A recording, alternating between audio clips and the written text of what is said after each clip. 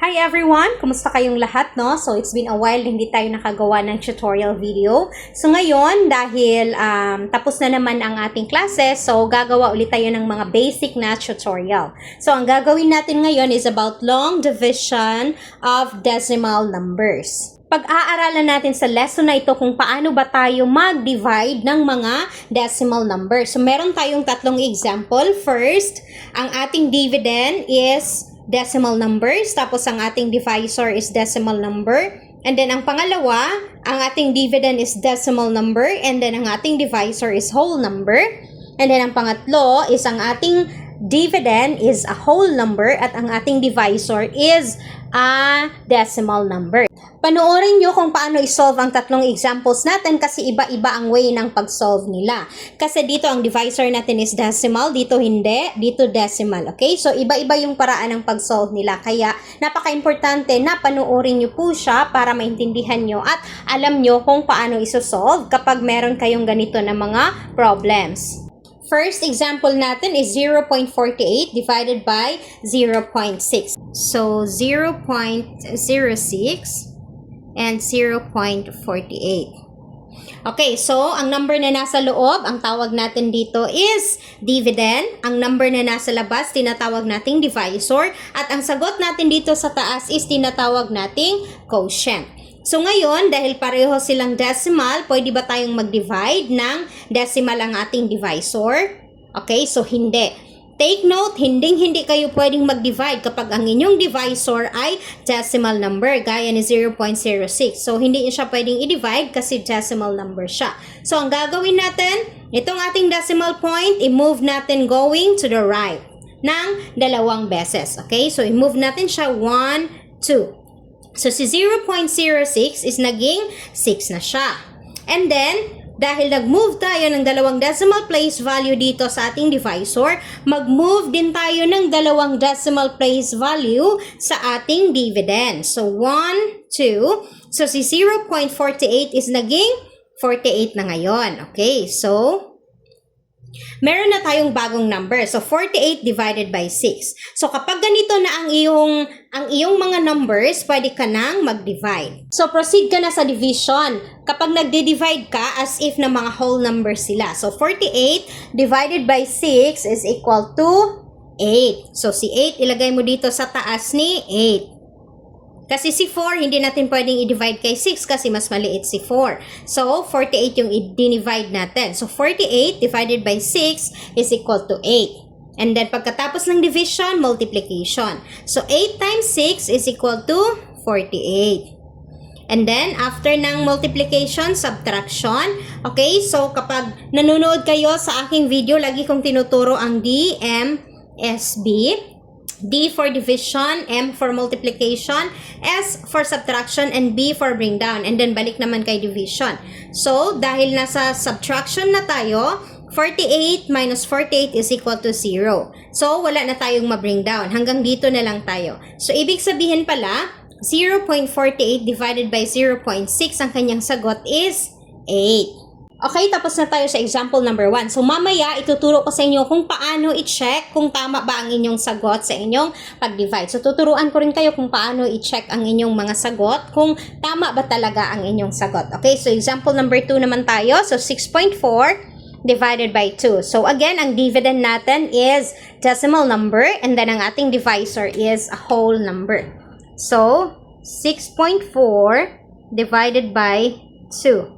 Okay, so kapag ang dividend natin is decimal number, tapos ang ating divisor is whole number, pwede na tayong mag-proceed sa division. Pero, kapag decimal number ang iyong dividend, ang gagawin mo is, dahil may decimal point tayo dito, maglalagay din tayo ng decimal point dito sa taas. Okay, so take note ha, maglalagay tayo ng decimal point dito sa taas na naka-align din sa decimal point ng ating dividend. Okay, so yun ang tatandaan nyo.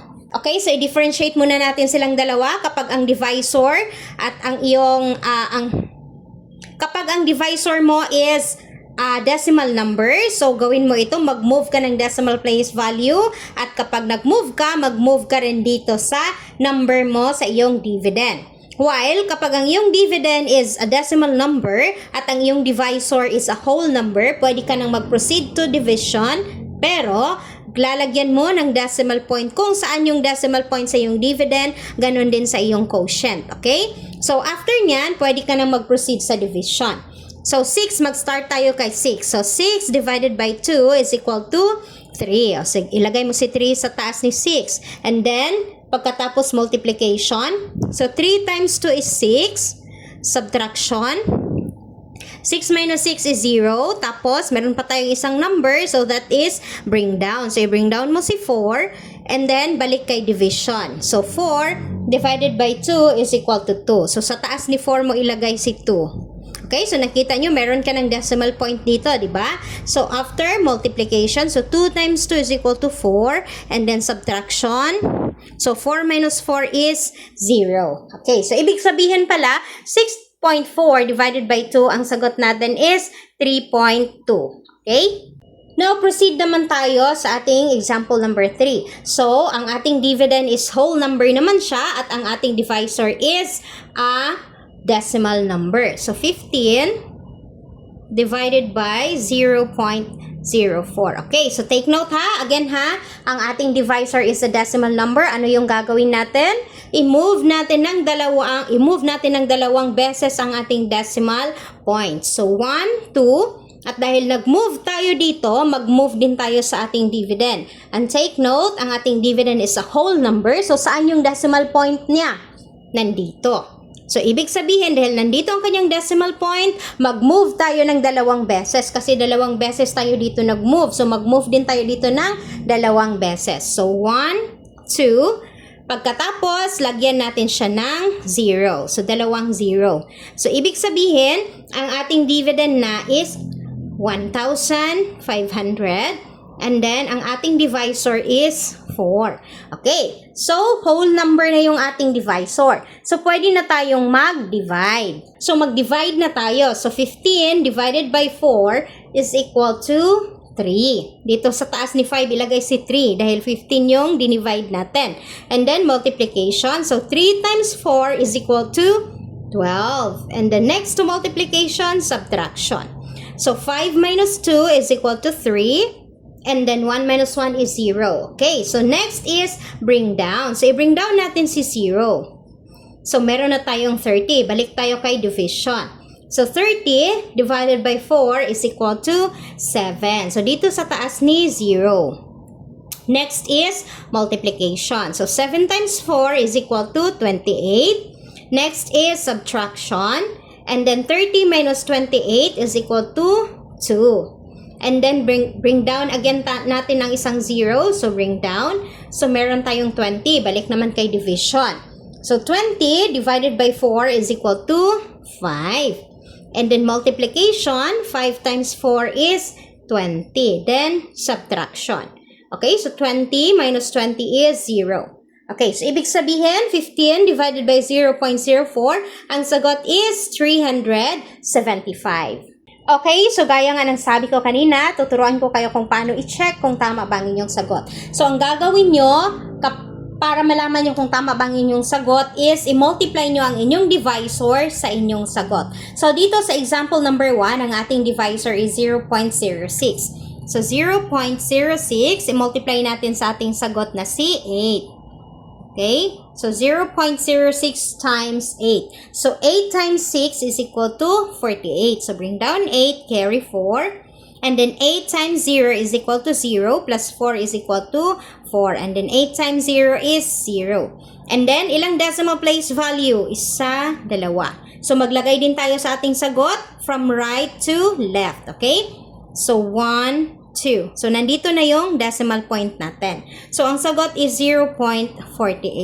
So, si 0.48, ito yung ating dividend. So, ibig sabihin, tama ang ating sagot na 8. Dito naman kay example number 2. So, ang ating sagot is 3.2, tapos ang ating divisor is 2. So, 3.2 times 2.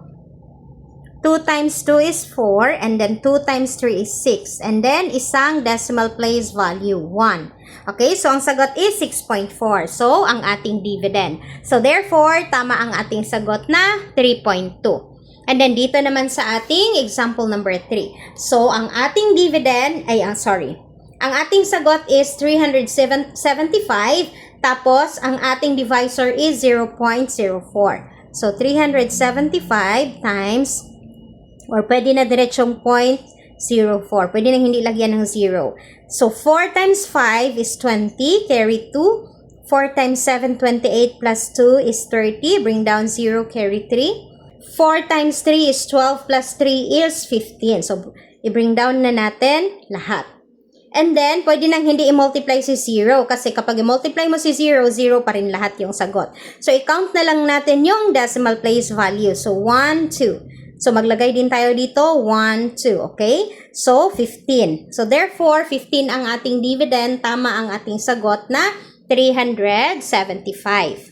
Okay, so ganyan lang kadali ang long division decimal. So ganito lang kadali mag-divide ng mga decimal numbers gamit ang ating long division. So I hope na meron tayong natutunan sa ating lesson for today. See you on our next lesson. Bye!